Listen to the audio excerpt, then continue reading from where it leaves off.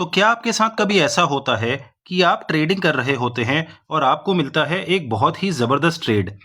आपको एक ऐसी जगह पर एंट्री मिलती है जिसे देख के आपको लगता है कि यार यहाँ से तो मुझे एक बहुत ही बढ़िया ट्रेड मिल गया है और स्टॉक पक्का मेरी डायरेक्शन में जाएगा।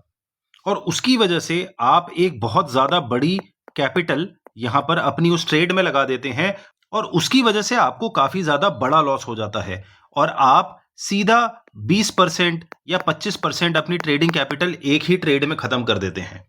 यानी कि अगर आप 1 लाख रुपए से ट्रेडिंग कर रहे थे तो वो घट के हो जाता है करीब 80,000 रुपए सिर्फ एक ही ट्रेड के बाद। तो अगर इस तरह की चीजें आपके साथ होती हैं और आपको ऐसा लगता है कि अब मैंने इतना बड़ा लॉस कर दिया है, अब मैं अपने पैसे को एक्चुअली रिकवर कैसे करूंगा, तो इस वाली वीडियो को बहुत ज्यादा ध्यान से देखिएगा। तो ये है डिफरेंस बिटवीन एक नया ट्रेडर जो कि एक तरह से नूब ट्रेडर है और एक प्रोफेशनल ट्रेडर के बीच में। डिफरेंस ये होता है कि मान लीजिए आप एक वीडियो गेम खेल रहे हैं जहां पर आपकी 100 एचपी है। तो चाहे आप बिल्कुल नए ट्रेडर हैं या आप एकदम प्रोफेशनल ट्रेडर हैं, आपकी 100 एचपी है।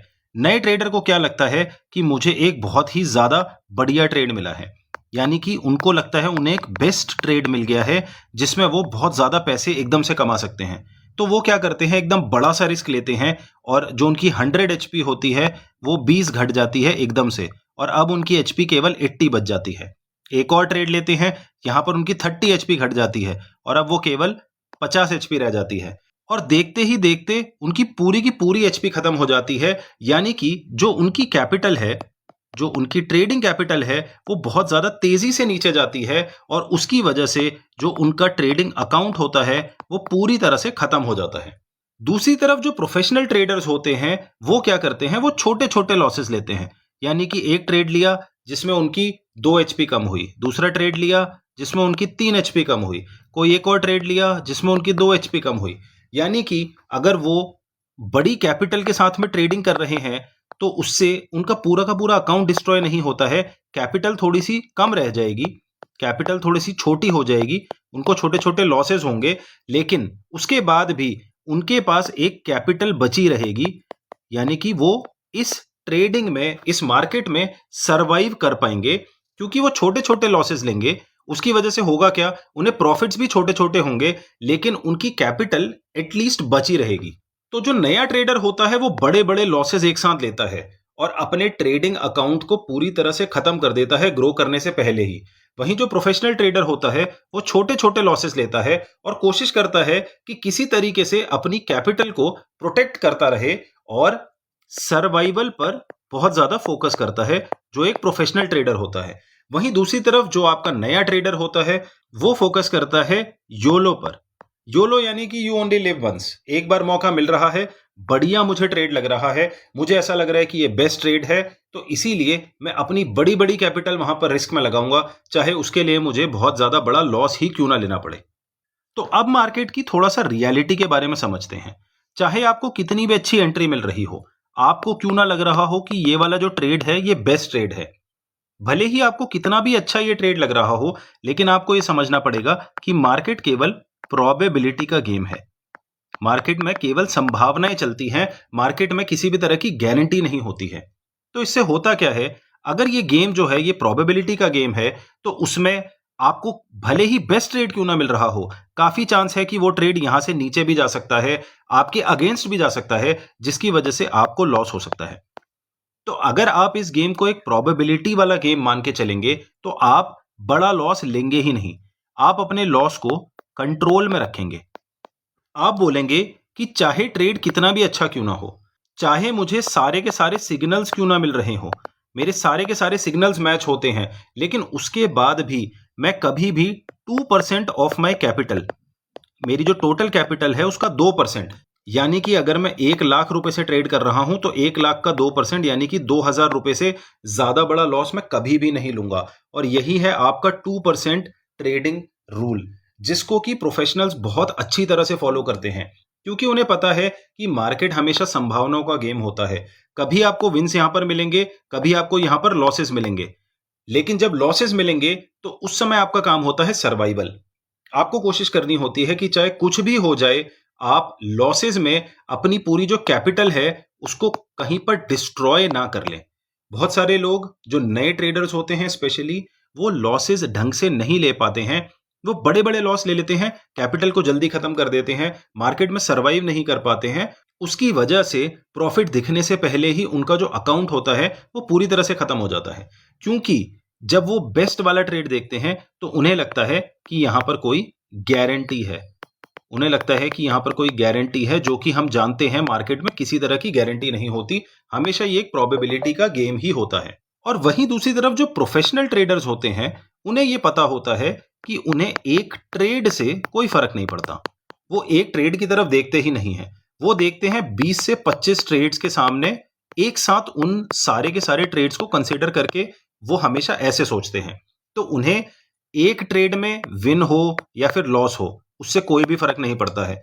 वो ये सोचते हैं कि अगर मैं अच्छे से ट्रेडिंग करूंगा, अगर मैं अपने सिस्टम को फॉलो करूंगा, अगर मैं अपने सिस्टम को फॉलो करके सही तरह से ट्रेडिंग करता रहूंगा, तो मेरे 20 से 25 ट्रेड्स में अगर मेरे 15 ट्रेड्स भी विनिंग बन जाते हैं या मेरे 10 ट्रेड्स भी विनिंग बन जाते हैं और मैं एक अच्छा reward to risk ratio use कर रहा हूं, तो भी मैं प्रॉफिट कमा पाऊंगा। तो जो प्रोफेशनल ट्रेडर्स होते हैं, उन्हें एक्चुअली में बेस्ट ट्रेड्स की जरूरत ही नहीं होती है। उन्हें पता है बेस्ट नाम की कोई चीज नहीं होती। अगर आपने एक स्टॉक लिया है, अगर आपने कोई एक एंट्री की है, स्टॉक ऊपर भी जा सकता है, स्टॉक नीचे भी जा सकता है, आपको प्रॉफिट भी हो सकता है, आपको लॉस भी हो सकता है। तो उन्हें यह पता होता है कि मुझे एक ट्रेड की तरफ देखना ही नहीं है। मुझे नहीं फर्क पड़ता एक एक ट्रेड में चाहे प्रॉफिट हो, लॉस हो, वो ट्रेड ऊपर जाए, नीचे जाए, मुझे बहुत ज्यादा फर्क नहीं पड़ता है। मुझे केवल फर्क पड़ता है कि 20 से 25 ट्रेड्स में जब मैं अपने सिस्टम को फॉलो कर रहा हूं, तो उसमें क्या मैं यहां पर प्रॉफिटेबल हूं या फिर मैं यहां पर लॉस में हूं। उन्हें केवल अपने पीएनएल से फर्क पड़ता है over a period of time. 20 से 25 ट्रेड्स या एक लंबे समय तक जब वो ट्रेड्स लेते हैं, उसको प्रोफेशनल ट्रेडर्स हमेशा देखते हैं। तो भले ही उन्हें बेस्ट ट्रेड मिल रहा हो, चाहे उनके सारे के सारे जो सिग्नल्स हैं वो फिट हो रहे हो, वो फिर भी 2% ऑफ देयर ट्रेडिंग कैपिटल, इससे ज्यादा का रिस्क कभी भी नहीं लेते हैं। हमेशा कोशिश करते हैं कि रिस्क 2% के अंदर ही होना चाहिए। तो अब हम चलते हैं अपनी चेकलिस्ट की तरफ। यानी कि अगर आप ट्रेडिंग कर रहे हैं, तो आपको कौन सी चीजों का ध्यान रखना चाहिए जो कि प्रोफेशनल ट्रेडर्स रखते हैं। नंबर 1, आपको अपना लॉस का अमाउंट पहले से पता होना चाहिए।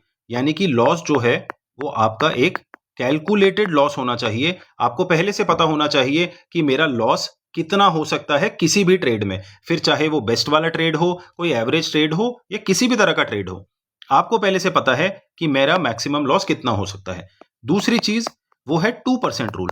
यानी कि 2% जो लॉस है वो आपका मैक्सिमम लॉस है। आप इससे ज्यादा लॉस किसी भी ट्रेड में नहीं लेंगे। अगर आप 1 लाख रुपए की कैपिटल से ट्रेड कर रहे हैं, तो आप 2,000 से ज्यादा का लॉस कभी नहीं लेंगे। अगर आप 10,000 की ट्रेडिंग कैपिटल से ट्रेड कर रहे हैं, तो आप 200 रुपए से बड़ा लॉस कभी भी नहीं लेंगे। यानी कि आपको मैक्सिमम लॉस पता है और आपको ये पहले से पता है कि मैं इतना लॉस, मान लीजिए आप 1 लाख से ट्रेडिंग कर रहे हैं, तो आप 2,000 रुपए तक का मैक्सिमम लॉस लेंगे। इससे ज्यादा ये लॉस कभी भी नहीं होगा। तीसरी चीज, आपका स्टॉप लॉस पहले से कैलकुलेटेड होगा। स्टॉप लॉस आपको पहले से पता होगा कि कहां पर आपको एग्जिट करनी है, और इसी स्टॉप लॉस की मदद से आप अपनी पोजीशन साइजिंग को सेट करेंगे।